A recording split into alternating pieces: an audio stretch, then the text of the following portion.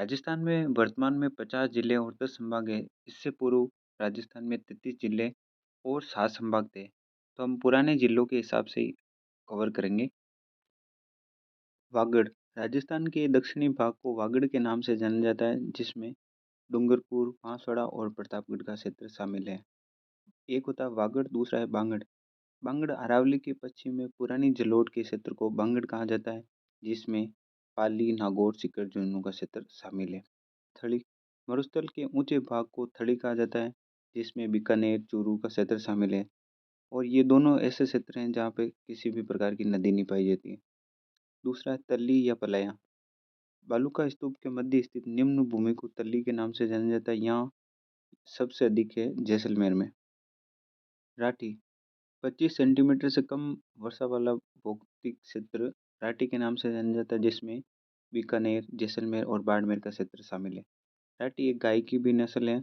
राठ या अहिरवा यादव वंश द्वारा शासित क्षेत्र, जिसमें मुख्यतः अलवर, जयपुर की कोटपुतली तहसील आती है, उसे राठ या अहिरवाड़ी क्षेत्र से जाना जाता है।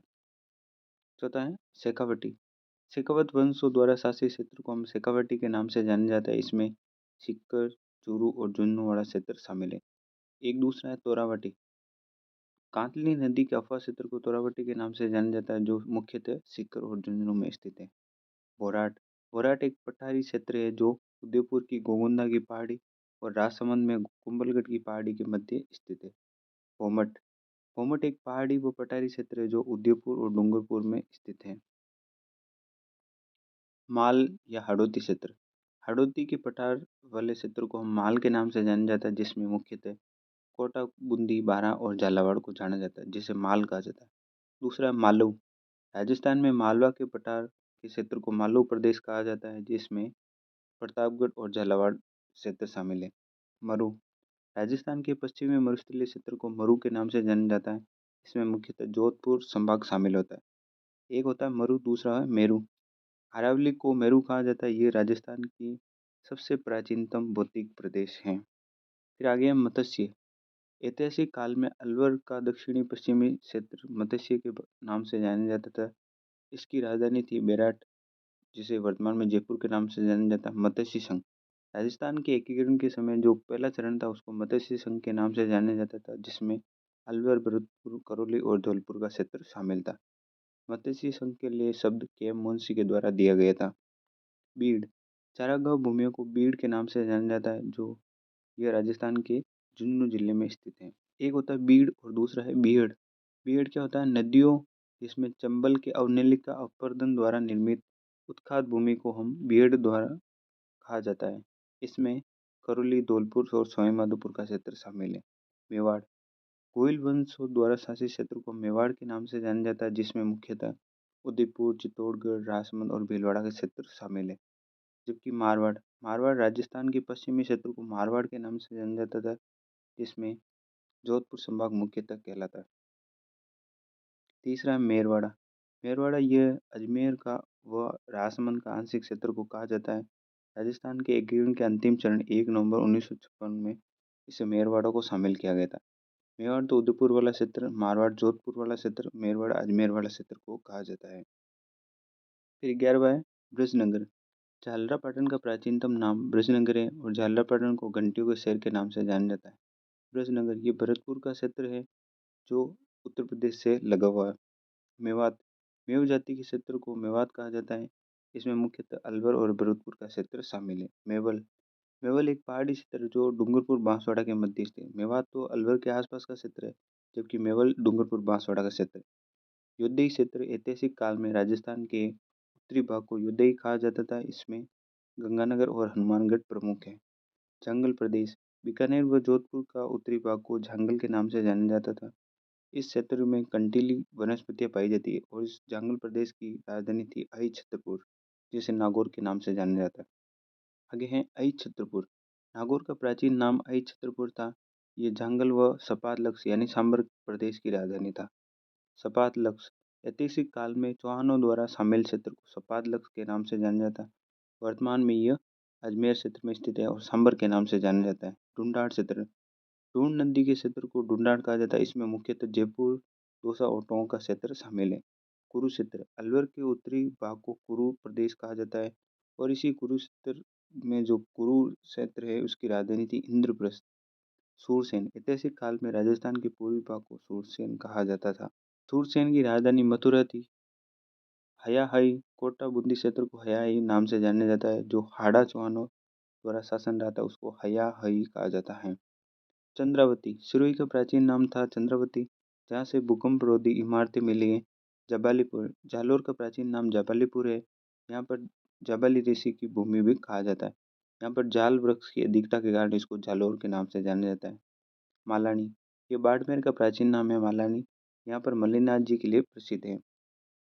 फिर आगे मांड मांड गायकी के लिए मांड क्षेत्र कहा जाता है। मांड के चारों ओर के क्षेत्र को वल कहा जाता है। नोट नोट में लिखा हुआ है वर्तमान में मांड और वल क्षेत्र जैसलमेर को कहा जाता है, यानी ये मांड और वल दोनों क्षेत्र जैसलमेर में स्थित हैं। राजस्थान के भौतिक प्रदेश राजस्थान के 4 भौतिक प्रदेशों में बांटा गया है, जिसका आधार है उच्चावच और जलवायु, यानी अक्षांशों और जलवायु के आधार पर राजस्थान को 4 भौतिक प्रदेशों में बांटा गया है। पहला है उत्तरी पश्चिमी मरुस्थलीय प्रदेश, दूसरा अरावली क्षेत्र, तीसरा पूर्वी मैदानी प्रदेश, चौथा है दक्षिणी पूर्वी पठारी प्रदेश। राजस्थान के जो भौतिक प्रदेश हैं उनकी जनसंख्या को देख लेते हैं।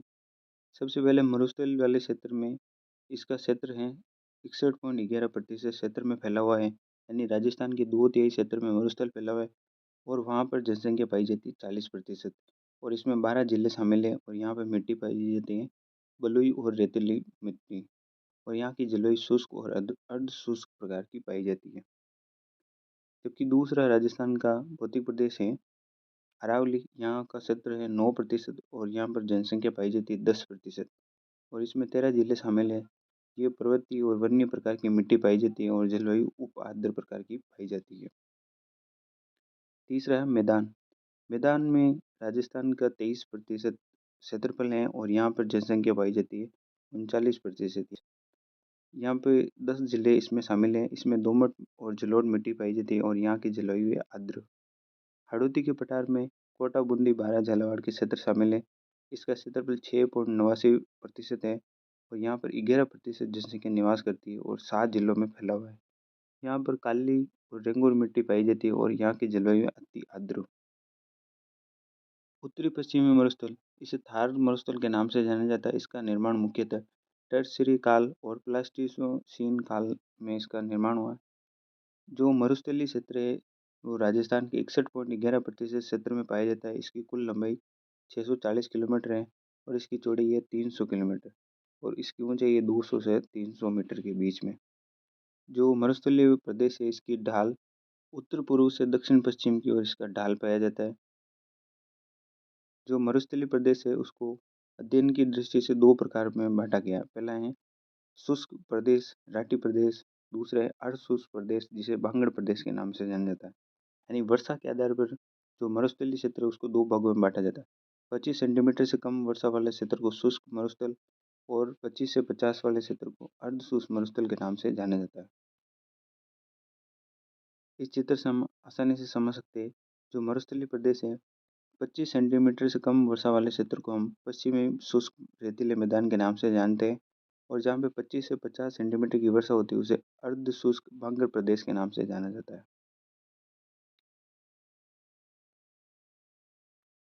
जो ये 25 डिग्री समवर्षा रेखा होती है ये मरुस्थल प्रदेश को 2 भागों में बांटती है, शुष्क और अर्धशुष्क। यानी जो ये 25 सेंटीमीटर वर्षा रेखा है ये मरुस्थलीय क्षेत्र को 2 भागों में बांट दिया, पहला शुष्क और दूसरा अर्धशुष्क। शुष्क मरुस्थल जिसे राठी प्रदेश के नाम से जाना जाता है, यहाँ पर 25 सेंटीमीटर से कम वर्षा वाला भौतिक प्रदेश शुष्क मरुस्थल कहला जाता है और शुष्क मरुस्थल के भी 2 भाग किए, पहला है बालू का स्तूप मुक्त, दूसरा है बालू का स्तूप युक्त। तो सबसे अधिक है बालू का स्तूप युक्त, ये 58.5% क्षेत्र में पाया जाता है, जबकि बालू का स्तूप मुक्त क्षेत्र 41% में पाया जाता है। बालू का स्तूप मुक्त शुष्क मरुस्थल में जहाँ पर पथरीला मरुस्थल पाया जाता है उस क्षेत्र में बालू का स्तूप का निर्माण नहीं होता है। इस पथरीले मरुस्थल को हमादा के नाम से जाना जाता है। इसका विस्तार सबसे अधिक है जैसलमेर, रामगढ़, लोधरवा, पोखरण में, फिर बाड़मेर में। दूसरा है बालू का स्तूप युक्त प्रदेश। शुष्क मरुस्थल में जहाँ पर पवन के द्वारा मिट्टी का निक्षेपण यानी जमाव किया जाता है, तो निर्मित संरचना को बालू का स्तूप युक्त कहा जाता है। राजस्थान में सर्वाधिक बालू का स्तूप जैसलमेर में पाए जाते हैं और सभी प्रकार के बालू का स्तूप जोधपुर में पाए जाते हैं। यानी सबसे अधिक बालू का स्तूप जैसलमेर में है और सभी प्रकार के जोधपुर में। बालू का स्तूप के प्रकार, पहला है बरखान।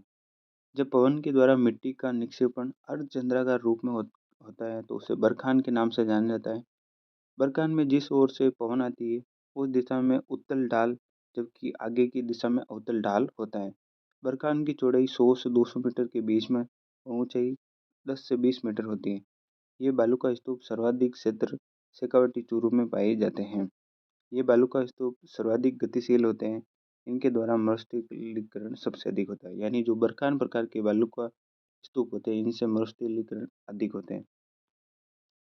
ये इसको हम चित्र के माध्यम से देख सकते हैं। ये बरखान का एक चित्र बना है। ये अर्धचंद्राकार रूप में होता है। पहला तो उत्तल ढाल होती है, दूसरी उत्तल ढाल होती है। इसी से मरुस्थलीकरण सबसे अधिक होता है। दूसरा है अनुप्रस्थ बालू का स्तूप। जब पवन के द्वारा मिट्टी का निक्षेपण पवन की दिशा के समकोण पर होता है तो निर्मित बालू का स्तूप को अनुप्रस्थ बालू का स्तूप कहा जाता है। ये बालू का स्तूप सर्वाधिक बाड़मेर और जोधपुर में पाए जाते हैं। तीसरा है अनुदैर्ध्य या रेखीय बालू का स्तूप। जब पवन के द्वारा मिट्टी का निक्षेपण पवन की दिशा के समांतर होता है तो निर्मित बालू का स्तूप को अनुदैर्ध्य या रेखीय बालू का स्तूप कहा जाता है। ये बालू का स्तूप सर्वाधिक जैसलमेर में पाए जाते हैं। यानी ये रेखाओं के रूप में होते थे तो इनको कहा जाता है अनुदैर्ध्य या रेखीय बालू का स्तूप।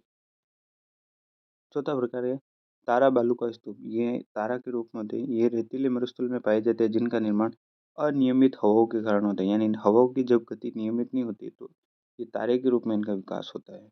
जो तारा बालू का स्तूप होते हैं इसमें न्यूनतम 3 या 3 से अधिक भुजाएं हो सकती है। ये बालू का स्तूप सर्वाधिक जैसलमेर और सूरतगढ़ गंगानगर में पाए जाते हैं। फिर आगे पैराबोलिक। पैराबोलिक जो दून होते हैं बालू का स्तूप, ये बरखान के विपरीत महिलाओं की बालों की स्लिप हेयर पिन के जैसे बालू का स्तूप होते हैं। इन्हें पैराबोलिक के नाम से जाना जाता है। ये बालू का स्तूप मरुस्थलीय जिलों में पाए जाते हैं। इसी कारण राजस्थान में सर्वाधिक हैं। सीप। बरखान के निर्माण के दौरान जब पवन की दिशा में परिवर्तन हो जाता है तो बरखान की एक भुजा आगे की ओर बढ़ जाती है तो इस संरचना को हम सीप कहा जाता है। यानी जो बरखान होता है बरखान की एक भुजा आगे की तरफ बढ़ जाती है तो उसको हम सीप कहते हैं। जो बरखान होती है उसमें अनुप्रस्थ होती है जबकि जो सीप होती है वो अनुदैर्ध्य प्रकार की होती है। सब्रकुपेश ये झाड़ियों और छोटी वनस्पतियों के पास बनने वाले बालू का स्तूप को सब्रकुशिप के नाम से जाना जाता है।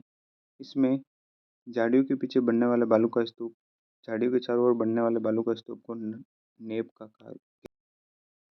फिर है अर्ध शुष्क मरुस्थल जिसे बांगड़ प्रदेश के नाम से जाना जाता है। शुष्क व अरावली प्रदेश का मध्य भाग भौतिक प्रदेश जो 25 सेंटीमीटर से 50 सेंटीमीटर के बीच में पाया जाता है उसको अर्ध शुष्क मरुस्थल के नाम से जाना जाता है। यानी जो अरावली वाला क्षेत्र और शुष्क मरुस्थल के बीच वाला क्षेत्र होता है उसे अर्ध शुष्क मरुस्थल वाला क्षेत्र कहा जाता है। अर्ध शुष्क मरुस्थल को अध्ययन की दृष्टि से पुनः 4 भागों में बांटा गया। पहला लूणी बेसिन, दूसरी नागौरी उच्च भूमि, तीसरा शेखावटी अंतःप्रवाह, चौथा घग्गर बेसिन। यानी जो अर्ध शुष्क वाला मैदानी प्रदेश जो मरुस्थलीय प्रदेश है उसको 4 भागों में बांट दिया। पहला है लूणी बेसिन।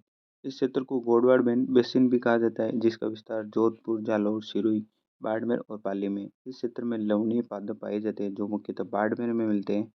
नहर दलदली क्षेत्र जालौर इसी में मिलता है। काला भूरा डूंगर। इस बेसिन के पूर्व में पाली में स्थित जो पहाड़ी होती है उसको काला भूरा डूंगर के नाम से जाना जाता है। फिर दूसरा है नागौरी उच्च भूमि। नागौरी उच्च भूमि में लवणी झीलें सबसे अधिक पाई जाती है इसीलिए खारे राजस्थान के सबसे अधिक खारे पानी की झीलें नागौर में पाई जाती है। इसी नागौरी उच्च भूमि में एक कुब्बड़ पट्टी पाई जाती है जिसे बांका पट्टी के नाम से जाना जाता है। जो नागौर व अजमेर के मध्य स्थित अधिक फ्लोराइड वाले क्षेत्र को हम कुब्बड़ पट्टी या बांका पट्टी कहते हैं जिसके कारण फ्लोरोसिस बीमारी होती है। इस कारण इसको कुब्बड़ पट्टी कहा जाता है। यानी जो कमर होती है कमर झुक जाती है। तीसरा है शेखावटी अंतःप्रवाह। इस क्षेत्र में सीकर, झुंझुनू और चूरू वाला क्षेत्र शामिल है। इसमें मुख्य विशेषताएं, पहला जोहड़। शेखावटी में पाए जाने वाले पानी के कच्चे कुएं को हम जोड़ के नाम से जाना जाता है। फिर है सर, शेखावटी में पाए जाने वाले तालाब को हम सर के नाम से जानते हैं। बीड़, शेखावटी में चारागाह भूमि को हम बीड़ के नाम से जानते हैं, जो मुख्यतः झुंझुनू में पाई जाती है। तोरावटी, कांतली नदी के अफवाह क्षेत्र को तोरावटी के नाम से जाना जाता है, जो मुख्यतः सीकर झुंझुनू में है। फिर चौथा प्रकार है घग्गर बेसिन। घग्गर बेसिन का विस्तार गंगानगर और हनुमानगढ़ में है और इसमें काटी या बग्गी, इस बेसिन में पाई जाने वाली चिकनी और उपजाऊ मिट्टी जिसका विस्तार गंगानगर हनुमानगढ़ में होता है उसे काटी या बग्गी के नाम से जाना जाता है। खड़ीन या पलाय झीलें, मरुस्थल में पाई जाने वाले अस्थायी पानी की झीलों को हम खड़ीन कहते हैं, जिसमें पालीवाल ब्राह्मणों के द्वारा खड़ीन कृषि की शुरुआत की गई थी। इन जिलों में मुख्यतः रबी की फसलें बोई जाती हैं। खड़ीन ये मुख्यतः जैसलमेर के उत्तरी भाग में खड़ीन पाई जाती है। दूसरा प्रकार है रन या टाट क्षेत्र। मरुस्थल में पाई जाने वाली लवणी, दलदली और अनउपजाऊ भूमि को हम रन या टाट कहते हैं। ये सर्वाधिक जैसलमेर और बाड़मेर में पाई जाती है। राजस्थान के कुछ रण को देख लेते हैं। पहला चूरू, चूरू में तालछापर रण और परिहारी रण, जिसे शेखावटी रण के नाम से जाना जाता है, जो प्रसिद्ध है। जोधपुर में फलोदी रण और बाब रण प्रसिद्ध हैं। जैसलमेर में भाकरी रण और पोखरण रण प्रसिद्ध है और बाड़मेर में थोब रण प्रसिद्ध है। जलपट्टी, जिसे लाठी सीरीज के नाम से जाना जाता है, जो सरस्वती नदी के भूगर्भीय जल अवशेष की पट्टी जिसे लाठी सीरीज कहा जाता है, जो मुख्यतः जैसलमेर की पोखरण और मोहनगढ़ के बीच के जो जलीय क्षेत्र है। इस जलपट्टी पर चांदन गांव में नलकूप सर्वाधिक है, इसलिए इसको चांदन गांव के जो नलकूप है उनको थार का गढ़ा कहा जाता है। जलपट्टी पर पाई जाने वाली सेवन घास को गोडावन की शरण स्थली कहा जाता है। राजस्थान में सरस्वती नदी का दूसरा भूगर्भीय जलीय अवशेष पायतू बाड़मेर, सांचौर, जालौर क्षेत्र में मिला है। आगे है आंकलवुड फॉसिल पार्क, जीवाश्म पार्क, जिसे राष्ट्रीय मरु उद्यान के नाम से जाना जाता है, जो जैसलमेर में फैला हुआ है। इसमें लकड़ी के प्राचीनतम अवशेष है जो वर्तमान में पाषाण के रूप में प्राप्त हुए हैं। ये जो राष्ट्रीय मरु उद्यान है ये 2 जिलों में फैला हुआ है, जैसलमेर और बाड़मेर, और मुख्यतः क्षेत्र है इसका जैसलमेर।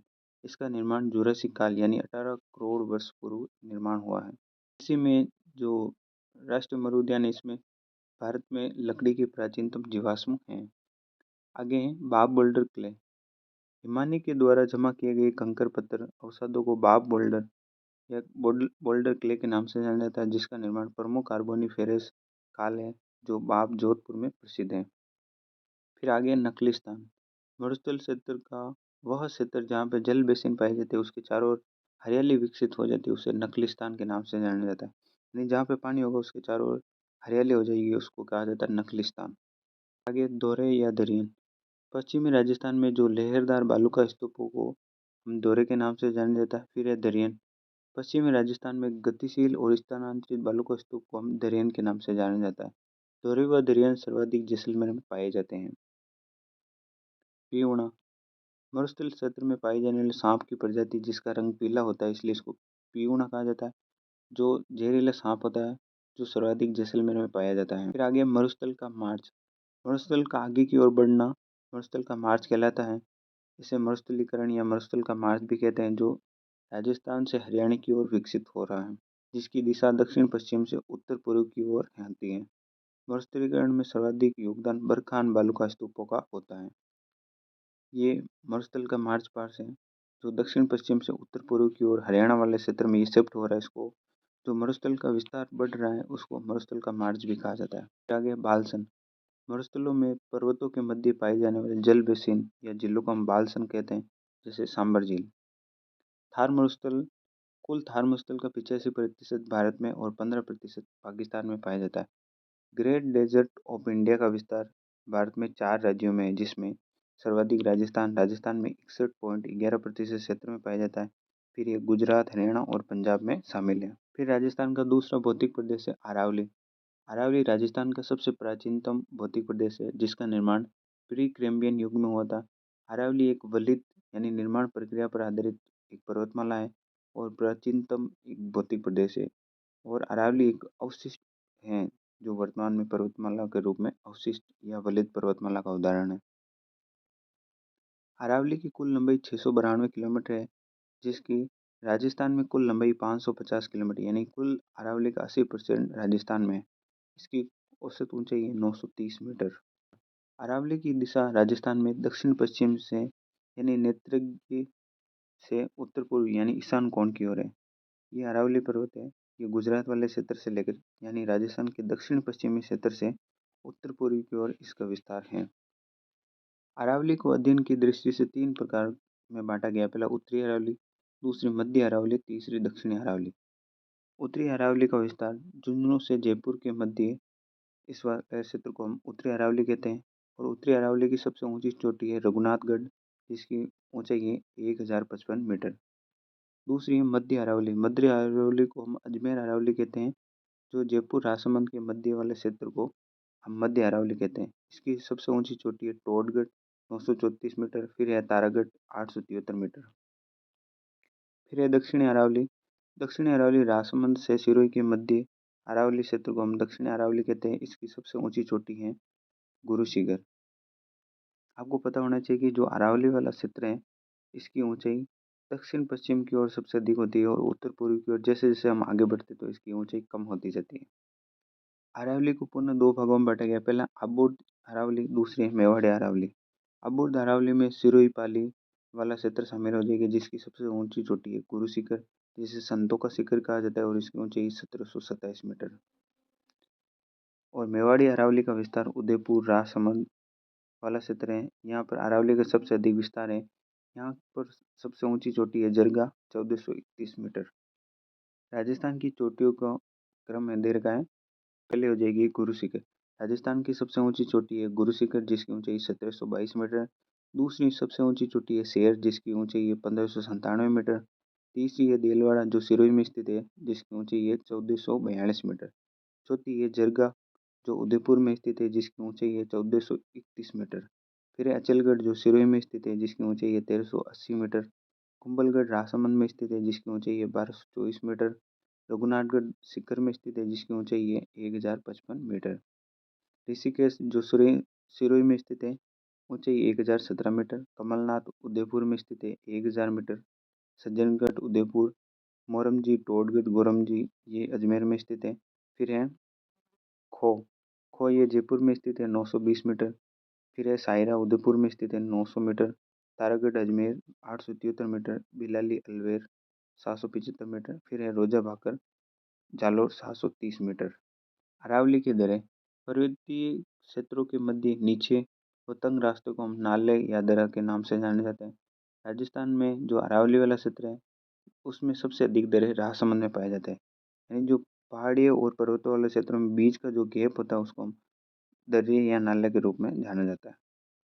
के प्रमुख नाल हैं, अजमेर में स्थित है परवेरिया और सूरा नाल।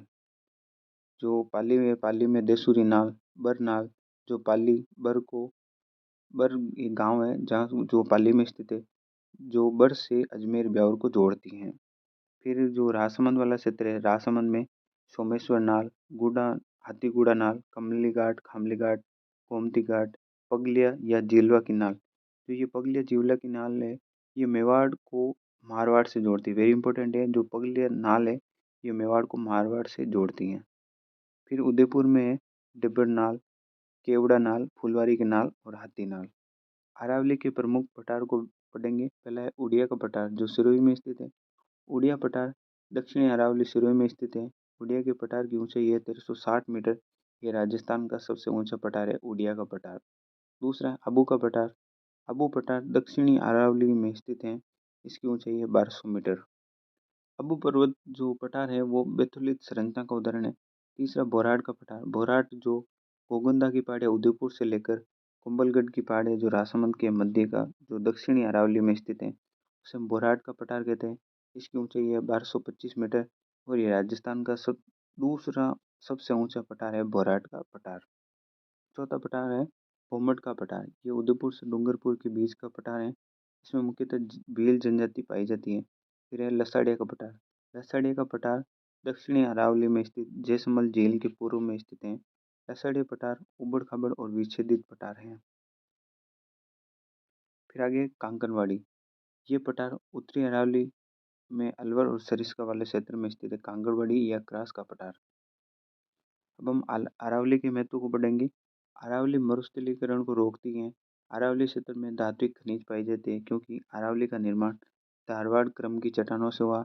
अरावली राजस्थान में की जल विभाजक रेखा के नाम से जाना जाता है क्योंकि ये बंगाल की खाड़ी और अरब सागर के हवा तंत्र को प्रभावित करती है। अरावली क्षेत्र में जैव विविधता सर्वाधिक पाई जाती है और यहाँ वनस्पति भी सबसे अधिक पाई जाती है। राजस्थान की अधिकांश नदियों का उद्गम भी अरावली से होता है। अरावली को जनजातियों के शरण स्थली के नाम से जाना जाता है, जैसे जनजातियों की शरण स्थली है भील, गरासिया, मीणा, डामोर, कतौड़ी। अरावली पर्यटन स्थलों के लिए भी प्रसिद्ध है। अरावली के पर्यटन स्थल में Jaipur, Ajmer, Udaipur, mount Abu hill station आदि प्रमुख है। अरावली को प्राचीनतम सभ्यताएं आहड़, गिलुंड, बेराट और नवीन नगरीय सभ्यताओं जयपुर, अजमेर, उदयपुर की शरण स्थली कहा जाता है। अरावली को राजस्थान का योजना प्रदेश कहा जाता है। वेरी इंपॉर्टेंट है। अरावली को राजस्थान का योजना प्रदेश कहा जाता है। अरावली को योजना प्रदेश कहा जाने का कारण है कि राजस्थान का वार्षिक योजना बजट में अरावली मुख्यतः अरावली से जुड़े हुए क्षेत्रों में खर्च किया जाता है, इसलिए उसको योजना प्रदेश कहा जाता है। इसमें जनजातीय क्षेत्र, नदी घाटी क्षेत्र, झील पुनर्संरक्षण, खनन, नगरीय विकास, पर्यटन, जैव विविधता क्षेत्र, इस कारण अरावली को योजना प्रदेश कहा जाता है। राजस्थान की कुछ अन्य पहाड़ियों को हम देखेंगे। भाकर, शुरू में जो पहाड़ पाए जाते हैं उन्हें भाकर के नाम से जाना जाता है। और जो जालोर वाला क्षेत्र है उसमें जो पहाड़ी का नाम है उसमें भाकर जोड़ के उसको जालोर में जाना जाता है। फिर पहाड़ी के नाम को मगरा या मगरी के नाम से उदयपुर में जाना जाता है। डूंगर या डूंगरी के नाम से जयपुर में जाना जाता है। त्रिकूट पहाड़ी जिसे सोनार दुर्ग कहा जाता है, ये जैसलमेर में स्थित है। त्रिकूट पर्वत केला देवी मंदिर ये करौली में स्थित है। चिड़ियाटूक पहाड़ी जिसमें मेहरानगढ़ दुर्ग स्थित है, ये जालोर जोधपुर वाले क्षेत्र में स्थित है। छप्पन हिल्स या छप्पन गांव की पहाड़ियाँ ये बाड़मेर सिवाना में स्थित है। रोजा भाकर जालोर में स्थित है। इसराना भाकर जालोर में और जारोला भाकर जालोर में स्थित है। जसवंतपुरा की पहाड़ियाँ जालोर में स्थित है और इसकी सबसे ऊंची चोटी है डोरा पर्वत। सुंडा पर्वत ये जालोर में स्थित है और यहाँ पर सुंदा माता का मंदिर है जो राजस्थान का पहला रोप है जिसका निर्माण 2006 में हुआ था। और जो सुंदा पर्वत क्षेत्र है ये बालू संरक्षित क्षेत्र है। फिर 10वां है भाकर। भाकर नामक क्षेत्र सिरोही में पाया जाता है। ये दक्षिण अरावली में छोटी तीव्र ढाल वाली उबड़ खाबड़ पहाड़ी को हम भाकर कहते हैं। ये सिरोही में स्थित है। फिर बेल का मगरा ये सिरोही में स्थित है। मोती मगरी फतेह सागर झील के किनारे इसको ये उदयपुर में स्थित है। फिर हिरण मगरी ये उदयपुर में स्थित है। मासला मंगरा ये उदयपुर में स्थित है। फिर पिछोला झील के पास की जो पहाड़ी है उसे मासला मंगरा कहते हैं। यहाँ पर राजस्थान का दूसरा रोप 2008 में शुरू हुआ था। फिर 15वां है जरगा हिल ये उदयपुर में स्थित है। रागा हिल ये उदयपुर में स्थित है। जरगा और रागा हिल दोनों उदयपुर में स्थित है। देसरो दक्षिणी अरावली में उदयपुर में स्थित जरगा रागा वाले क्षेत्र में जो हरे भरे क्षेत्र होता है उसको हम कहते हैं देसरो। यानी जो उदयपुर में जरगा और रागा वाला क्षेत्र है उसको हम देसरो के नाम से जाना जाता है। क्षेत्र है गोगोंदा हिल्स ये उदयपुर में। बिछमेड़ा हिल्स सोम नदी के क्षेत्र ये उदयपुर में स्थित है। रेल का मगरा ये राजसमंद में स्थित है। तीसरा है बिजराल हिल्स जहाँ से खरी नदी का उद्गम होता है ये राजसमंद में स्थित है। दिवेर हिल्स जहाँ से कोटवारी नदी का उद्गम होता है ये राजसमंद में स्थित है। खमनौर हिल्स जहाँ से बनास नदी का उद्गम होता है ये राजसमंद में स्थित है। नागपहाड़ जहाँ पे सर्पिली पहाड़ियाँ पाई जाती है इसलिए इसको नागपहाड़ कहा जाता है, ये अजमेर में स्थित है। यहाँ से राजस्थान की एक पश्चिमी राजस्थान की इम्पोर्टेंट नदी लूणी नदी निकलती है। मोती डूंगरी जयपुर में स्थित है। चलाना डूंगरी जयपुर, महादेव डूंगरी जयपुर, गणेश डूंगरी जयपुर, भीम डूंगरी जयपुर और बीजक डूंगरी जयपुर में स्थित है। महादेव, गणेश, भीम एवं बीजक डूंगरी से विराट सभ्यता के अवशेष प्राप्त किए गए हैं। विराट पहाड़ी से बाणगंगा नदी निकलती है जो जयपुर में स्थित है। सेवर पहाड़ी जहाँ से साबी नदी निकलती है ये जयपुर में स्थित है। मनोहरपुरा पहाड़ी जहाँ से मेंथा या मेंढा नदी निकलती है ये जयपुर में स्थित है। चिल्ला का टीला जिसे ईगल हिल कहा जाता है यहाँ पर जयगढ़ दुर्ग स्थित है जो जयपुर में स्थित है। बरवाड़ा बरवाड़ा जयपुर में स्थित है। चौथ का बरवाड़ा सवाई माधोपुर में स्थित है। चौथ के बरवाड़ा में चौथ माता का मंदिर है और ये शीशा जस्ता का भंडारण क्षेत्र है। चौथ का बरवाड़ा सवाई माधोपुर। बाबई की पहाड़ी जयपुर में स्थित है जबकि बबई पहाड़ी झुंझुनू में स्थित है। मालखेत पहाड़ी सीकर में स्थित है और हर्ष की पहाड़ी भी सीकर में स्थित है। खंडेला पहाड़ी सीकर में स्थित है जहाँ से कांतली नदी निकलती है और यहाँ पर यूरेनियम के भंडार पाए जाते हैं खंडेले के पहाड़ से। जो कांतली नदी का प्रवाह क्षेत्र होता है उसको तोरावटी के नाम से जाना जाता है। हर्षनाथ की पहाड़ी अलवर में स्थित है। उदयनाथ की पहाड़ी जहाँ से रूपरेल नदी निकलती है ये अलवर में स्थित है। बेरोज पर्वत जहाँ से जो अलवर में स्थित है। अडावल पर्वत या अरावल पर्वत बूंदी में स्थित है। बिंदेसन पहाड़ी भीलवाड़ा में स्थित है। ये कुछ पहाड़ियों के आकार दे रखे जो विशेष जिलों में पाई जाती है। गोलाकार पहाड़ी बाड़मेर में पाई जाती है। घोड़े के नाल जैसी पहाड़ी रामगढ़ बारा में पाई जाती है। और एक इम्पोर्टेंट प्रश्न है, घोड़े के नाल जैसे आकृति किस जिले की, तो वो चित्तौड़गढ़। फिर दस्तरी नुमा या गिरवा पहाड़ी उदयपुर में पाई जाती है। नाग पहाड़ी सरपीला पहाड़ी अजमेर में स्थित है। अर्धचंद्राकार पहाड़ी कोटा बूंदी और झालावाड़ में पाई जाती है। गिरवा पहाड़ी, गिरवा का अर्थ होता है पर्वतों की मेखला। ये उदयपुर शहर गिरवा पहाड़ियों के मध्य स्थित है।